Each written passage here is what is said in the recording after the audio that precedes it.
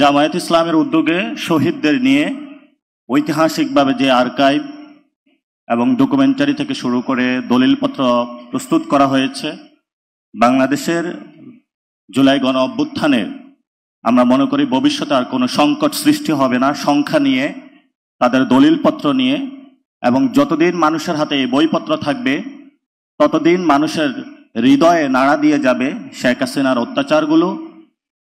গত 16 বছরে শেখ হাসিনা মানুষের উপরে যে নিষ্পেষণ চালিয়েছিল, গণ অভ্যুত্থানে বাংলাদেশে যেই ধরনের ভয়াবহ আইয়ামে জাহিলিয়াত নেমে এসেছিল। জামায়াত ইসলামের আর অনেকগুলো উদ্যোগ রয়েছে।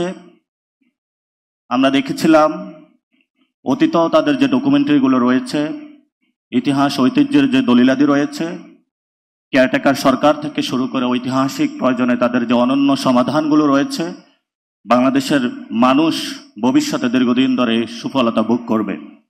তাদেরকে অশেষ ধন্যবাদ। ভবিষ্যতে বাংলাদেশে যে কোনো বিপ্লব সংগ্রাম রাজপথে ঐক্যবদ্ধভাবে আমরা লড়াই করব। জাতীয় নাগরিক পার্টির পক্ষ থেকে আমি তাদেরকে বিশেষভাবে ধন্যবাদ জানাচ্ছি। দ্বিতীয় একটি কথা,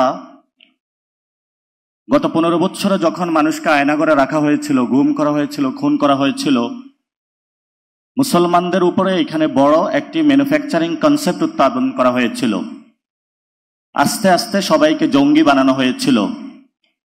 ইসলাম নামে কোনো রাজনীতি চলবে না, ইসলাম নামে কিছু বলা যাবে না।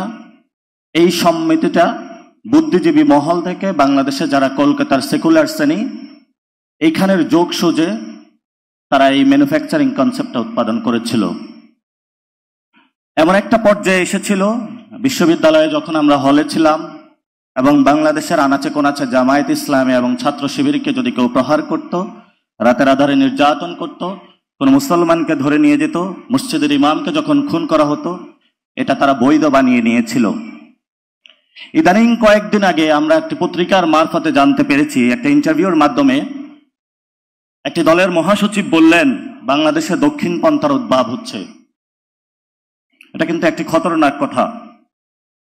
দক্ষিণ পন্থার যদি উদ্ভব হয়ে থাকে, বাংলাদেশের মানুষ যদি সিজদার মাধ্যমে খুনি ফেসিনাকে বিদায় করতে পারে, আপনাদের সমস্যা কোথায়?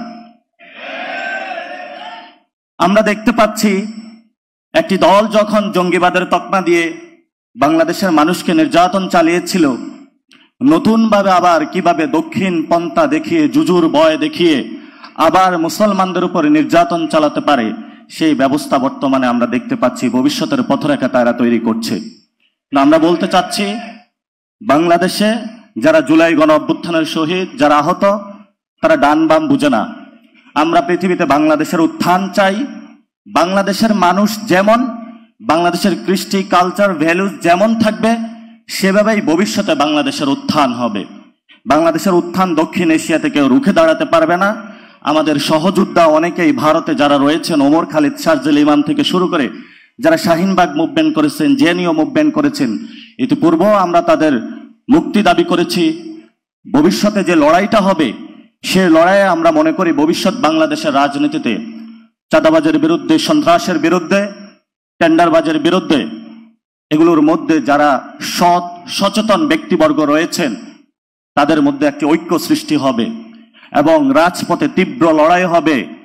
যারা সন্ত্রাস, চাঁদাবাজ, যারা জালেম করবে, যারা জুলুম করবে, জালেম হিসাবে আবির্ভূত হবে, আমরা মুসলিমরা ঐক্যবদ্ধভাবে ইনশাআল্লাহ ভবিষ্যতে বাংলাদেশে একটি ইউনিটি বা ঐক্যের জায়গায় প্রতিষ্ঠা হবে। সবাই ঐক্য খুঁজছেন। ভবিষ্যৎ বাংলাদেশে মুসলিমদের যেভাবে ঐক্য হয়েছিল, আবার ঐক্য প্রতিষ্ঠা হবে।